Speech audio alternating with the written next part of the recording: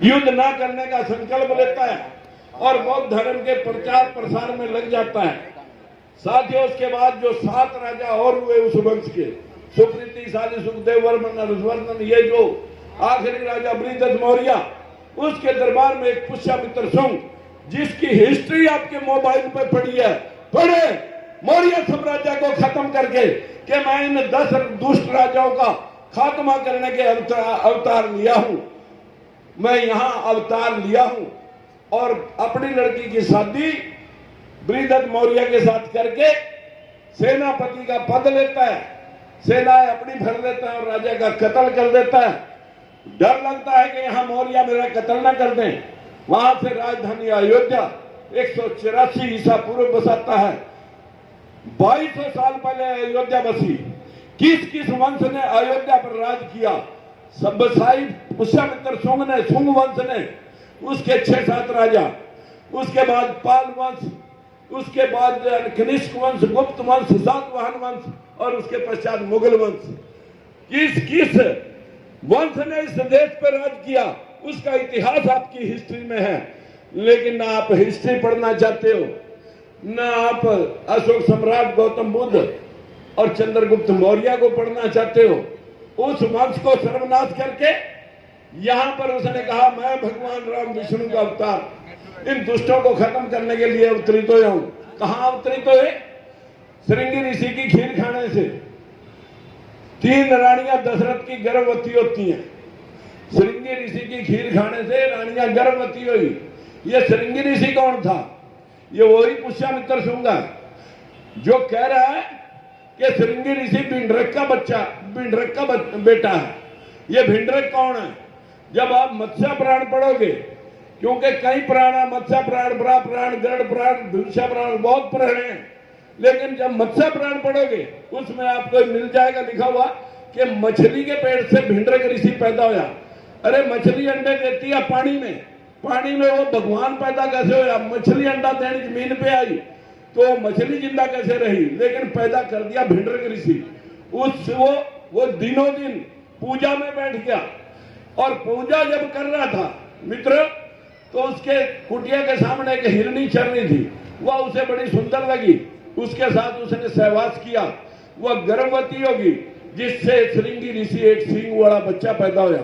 वो श्रृंगी ऋषि की खीर खाने से रानियां गर्भवती होगी। जो लोग 21वीं सदी में इन शास्त्रों को पढ़ करके मत्था फड़वा रहे हैं, जो लोग आज भी पत्थर ढो रहे हैं, उन लोगों का हाल 100 में 85 वोट होने के बाद तभी तो मेरे बरखुरदारों ये आपका हाल है। अन्यथा आपका हाल अशोक सम्राट को पढ़ते, चंद्रगुप्त मौर्य को पढ़ते तो आपका हाल राजशाही का होता। आरक्षण वो मांगते जो 15% है, तुम देने वाले होते। आज तुम आरक्षण की दुहाई देते फिरते हैं और देने वाले वो 15% बन रहे हैं। मैं ज्यादा कुछ ना कह करके आपसे इतनी विनती करना चाहूंगा, अपने महापुरुषों की गुलामगिरी पढ़ लें और ज्यादा नहीं तो सत्याशोधक समाज को पढ़ लें। आप सभी इन भावनाओं में बह रहे हो कि बीए पास, एमए पास करने के बाद नौकरी नहीं मिली, बच्चे का रिश्ता भी नहीं हो रहा।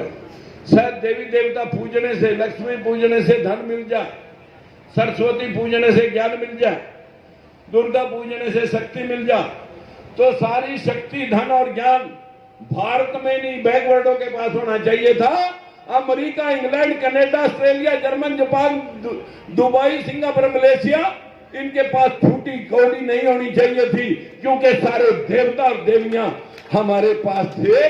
लेकिन हम कंगाल कैसे हो गए? मित्रों, ये तो शुक्र है, ये शुक्र है कि सारी देवियां इन्होंने भारत में बढ़ाई, नहीं तो हमारी औरतें कहा करती कनाडा वाली देवी पे जाना, अब का ऑस्ट्रेलिया वाली देवी पे जाना। मैं एक दिन करवा चौथ पे घर चला गया, 3-4 दिन पिछले साल की बात है, अभी भी करवा चौथ आने वाला है। जब मैं घर गया तो मैंने घर वालों से कहा कि आज करवा चौथ है आपने चक्कर में पड़ने की लोड़ नहीं। भुजबल साहब ने मीटिंग बुला रखी थी, मैं बंबई चला गया, वापस जब चंडीगढ़ उतरा शाम को घर गया तो सारी औरतें नए नए दुसाले उड़ करके घर पे इकट्ठी हो रही। मैंने कहा भाई 10:15 बज गए, आपकी पूजा अर्चना होगी?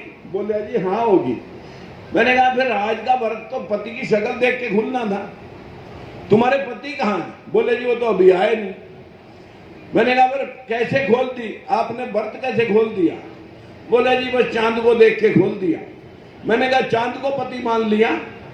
बोले जी यूं ही समझ लो, चांद को पति मान लिया यूं ही समझ लो। जब हमारी किसी धर्म जात की औरत होती है, बाहर निकलती है गली में, चांद निकला हो, शाम हो रात हो, देख बेटे चंदा मामा, देख बेटे चंदा मामा निकले, तब तो मैं कहा तुम्हारा भाई है, आज वो तुम्हारा पति है। और तुमने पीएचडी करने के बाद डिग्री ले ली, तुम्हारी पूजा अर्चना से हम 9 भाई बहन भतीजे जिंदा हैं और तुम भी जिंदा हो। तुमने तो हमारी लंबी उम्र कर दी। जिनकी पत्नियां मर गई, तलाक हो गया, छोड़ के चली गई, वो तो साल 2 साल में सारे मर जाएंगे, उनका क्या करेंगे? तुम्हारे लंबी उम्र करने से हमारी लंबी उम्र होगी। पूरा नारी जाति के ऊपर शिकंजा मनुवादी व्यवस्था का खींचा हुआ है। हमारी नारी कितनी भी मतलब ज्यादा पढ़ लिख जाए, लेकिन उसके दिमाग से भूत नहीं उतरता अंधविश्वास का। और सारी जो पूरी साइंटिफिकली जो इनका करिश्मा है, अपने बच्चों को कायर बनाने में हमारी नारी जाति का अहम रोल है। दुर्गा पूज ले, सरस्वती पूज ले, भगवान आ जाए, विष्णु आ जाएगा, फलाना आ जाएगा। मेरी बहनों से विनती है, वैसे मैं कल परसों नजफगढ़ में गया था, वहां मुझे कुछ जागरूक महिलाएं मिली थी, उनका धन्यवाद करता हूं और वो आई भी हैं। लेकिन अभी आपको राजकुमार सैनी, स्वामी प्रसाद मौर्य और हमारे भाई भीमराव यशवंतराव की तरह और सुमित रतन भंते की तरह हमें बहुत काम करने की जरूरत है। हमें लोगों को अवेयर करना पड़ेगा। जब तक जागरूकता नहीं तो राज नहीं, और राज नहीं तो समस्याओं का हल नहीं। जो लोग आप अपने घुटने के साथ करके बच्चे पैदा करते हैं, नाम रख नहीं सकते। अमेरिका में किसी पत्रकार ने पूछा किसी पंडित पुरोहित को कि तुमने इतनी पाबंदियां लगा रखी, तुम्हारे खिलाफ देश में विद्रोह नहीं होया? बोला कौन करेगा विद्रोह?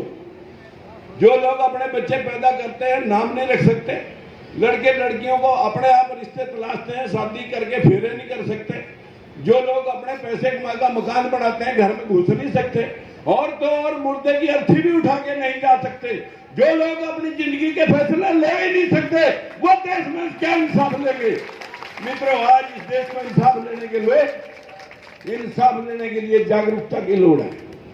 हमारे भाई स्वामी प्रसाद मौर्य बहुत बेधड़क ताल ठोकने में लगे हुए हैं, और सुमित रतन भंते और हम सब से अपील करते हैं कि जिसके जिगर में, जिसकी जमीन में जितनी हिम्मत है, उतने समाज को जगाने के लिए प्रयास करें।